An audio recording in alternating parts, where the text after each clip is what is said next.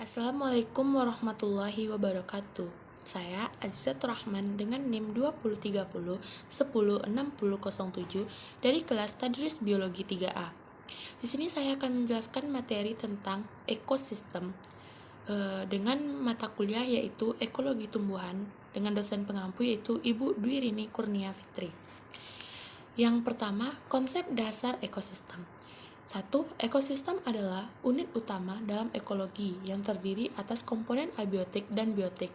Melalui komponen-komponen ini terjadinya siklus materi dan aliran energi. 2. Dalam menunjang siklus dan aliran ini harus diperhitungkan sejumlah struktur yang melibatkan hubungan antara air, tanah, nutrisi, produsen, konsumen, dan pengurai. 3. Fungsi ekosistem adalah berkaitan dengan aliran energi dan siklus materi melalui struktur komponen-komponennya. 4. Jumlah energi yang mengalir melalui sistem alam tergantung pada jumlah energi yang difiksasi oleh tumbuhan sebagai produsen.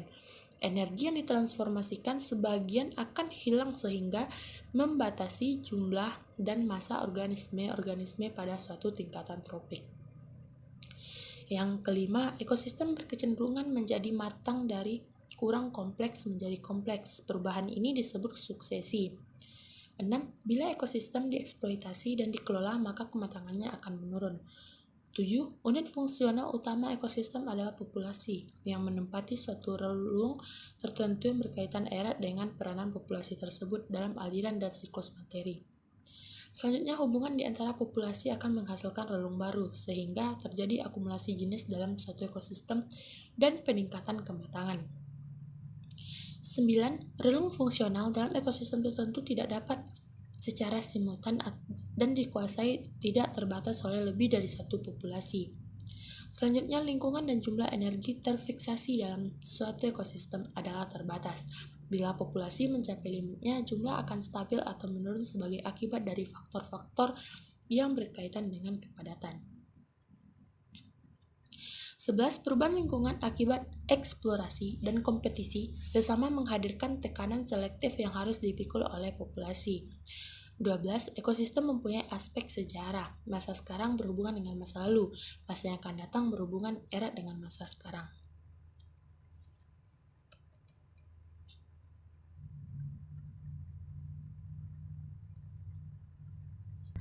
Selanjutnya tentang ekosistem terbuka dan tertutup. 1. Ekosistem tertutup. Ekosistem tertutup yaitu sistem dengan batas yang memungkinkan untuk terjadinya pertukaran energi, tetapi tidak memungkinkan pertukaran materi antara sistem dengan pertukaran energi. Bumi adalah salah satu contoh sistem tertutup. Sistem tertutup ditandai dengan tidak adanya energi atau materi yang melewati batas luar sistem. Yang kedua, ekosistem terbuka. Ekosistem terbuka yaitu sistem dengan batas yang memungkinkan terjadinya pertukaran energi dan materi melintas batas subsistem bumi merupakan contoh dari sistem ini. Yang selanjutnya, aliran energi. Energi yang dimiliki oleh setiap organisme hidup adalah energi kimia yang diperoleh dari makanannya dalam bentuk protein, karbohidrat, lemak, dan sebagainya. Energi tersebut diciptakan pertama kali pada tingkatan produsen, yaitu tumbuhan hijau dengan mengubah energi matahari ke dalam bentuk energi potensial. Energi potensial adalah energi yang tersimpan dan dapat digunakan untuk melalui kerja. Contohnya protein, karbohidrat, dan lemak. Selanjutnya, siklus biogeokimia. Semua unsur kimia di alam akan beredar melalui jalan tertentu dan lingkungan ke organisme atau makhluk hidup dan kembali lagi ke lingkungan. Semua bahan kimia dapat beredar berulang-ulang melewati ekosistem secara tak terbatas. Jika suatu organisme itu mati, maka bahan organik yang terdapat pada tubuh organisme tersebut akan dirombak menjadi komponen abiotik dan dikembalikan lagi ke dalam lingkungan. Sebenarnya pembahasan kita itu tentang produktivitas dan daya dukung. Menurut Hart pada tahun 2006 yang menyatakan bahwa dalam konteks ekologi, carrying capacity atau daya dukung lingkungan suatu ekosistem adalah ukuran atau jumlah populasi atau komunitas yang dapat didukung oleh ketersediaan sumber daya dan jasa pada ekosistem tersebut. Selanjutnya, proses-proses dasar dalam produktivitas primer. Produktivitas primer adalah nilai kesuburan pada suatu kolam atau danau, kandungan bahan-bahan organik yang dihasilkan dari proses fotosintesis oleh organisme dan mampu mendukung aktivitas biologi di perairan baik perairan tawar maupun lautan lepas. Selanjutnya metode penentuan produktivitas primer. Yang A, metode penuaian. Cara ini ditentukan berdasarkan berat pertumbuhan dari tumbuhan tersebut. Dapat dinyatakan secara langsung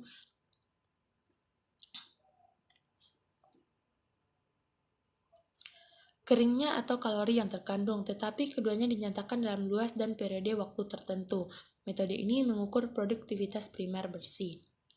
Yang B, metode penentuan oksigen. Metode ini sangat cocok dalam penentuan produktivitas primer ekosistem perairan dengan fitoplankton sebagai produsennya. Yang C, metode pengukuran karbon dioksida. Karbon dioksida yang dipakai dalam fotosintesis oleh tumbuhan dapat dipergunakan sebagai indikasi untuk produktivitas primer. Ada dua teknik atau metode utama, yaitu pertama metode ruang tertutup. Biasanya digunakan untuk sebagian atau seluruh tumbuhan kecil. Kedua, metode aerodinamika. Metode ini maksudnya menutupi kelemahan-kelemahan pada metode ruang tertutup. Yang D, metode radioaktif. Materi aktif dapat diidentifikasikan radiasinya dimasukkan dalam sistem, misalnya karbon aktif, dapat diintroduksi melalui suplai karbon dioksida yang nantinya diasimilasikan oleh tumbuhan dan dipantau untuk mendapatkan perkiraan produktivitas. Yang E, metode penentuan klorofil. Produktivitas berhubungan erat dengan jumlah klorofil yang ada. Rasio asimilasi untuk tumbuhan atau ekosistem adalah laju dari produktivitas program klorofil. Selanjutnya pembahasan kita yaitu tentang produktivitas berbagai ekosistem.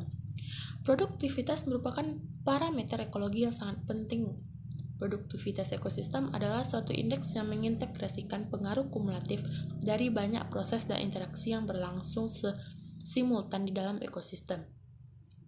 Jika produktivitas pada suatu ekosistem hanya berubah sedikit dalam jangka waktu yang lama, maka hal ini menandakan kondisi lingkungan yang stabil. Tetapi jika terjadi perubahan yang dramatis, maka menunjukkan telah terjadi perubahan lingkungan yang nyata atau terjadi perubahan yang penting dalam interaksi di antara organisme-organisme yang menyusun ekosistem.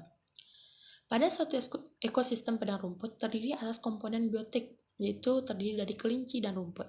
Awalnya ekosistem dalam keadaan seimbang dan suatu saat ada faktor dari luar yang masuk sehingga akan mempengaruhi keseimbangan ekosistem tersebut. Faktor luar tersebut misalnya masuk kelinci dari daerah lain ke ekosistem tersebut atau melakukan imigrasi, sehingga akan berpengaruh terhadap jumlah populasi kelinci. Jumlah kelinci yang semakin banyak akan menyebabkan terjadinya perumputan yang semakin tinggi. Hal ini akan berakibat jumlah rumput semakin berkurang. Berkurangnya jumlah rumput, maka rumput akan memberikan umpan balik terhadap kelinci. Kelinci akan berkompetisi untuk mendapatkan rumput.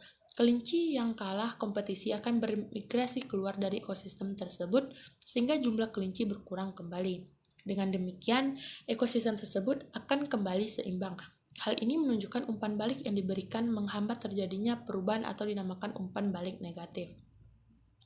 Selanjutnya pembahasan kita tentang evolusi ekosistem. Mekanisme terbentuknya ekosistem di awal terbentuknya adalah sebagai berikut. Ekosistem tersusun dari beberapa komunitas yang saling berhubungan dengan komponen abiotiknya. Komunitas itu sendiri terdiri dari kumpulan populasi yang merupakan kumpulan individu sejenis pada suatu daerah tertentu. Masing-masing komponen abiotik maupun biotik akan melakukan perannya masing-masing yang tentunya bermanfaat bagi berlangsungnya kehidupan masing-masing individu. Dengan adanya komponen yang mendukung tersebut, masing-masing individu mampu membuat satu populasi jenisnya sendiri. Selanjutnya, masing-masing individu berinteraksi satu sama lain membentuk suatu komunitas yang lebih kompleks dan lebih lengkap. Komunitas-komunitas itu akhirnya juga akan saling berhubungan untuk menciptakan suatu keberlangsungan hidup yang lebih luas. berupa suatu ekosistem yang di dalamnya terdapat individu, populasi, komunitas, dan saling berhubungan membentuk kehidupan yang saling berkaitan satu sama lain dalam suatu ekosistem. Beginilah cara satu ekosistem dapat terbentuk. Selanjutnya kita akan membahas tentang koevolusi. Koevolusi mengacu pada evolusi yang terjadi di antara spesies yang saling bergantung sebagai hasil interaksi tertentu. Artinya, adaptasi yang terjadi pada satu spesies memacu adaptasi timbal balik pada spesies lain atau banyak spesies. Proses koevolusi penting dalam ekosistem karena jenis interaksi ini membentuk hubungan antar organisme di berbagai tingkat trofik dalam komunitas. Nah, sekian pembahasan kita kali ini. Bila saya ada salah, saya mohon maaf. Assalamualaikum warahmatullahi wabarakatuh.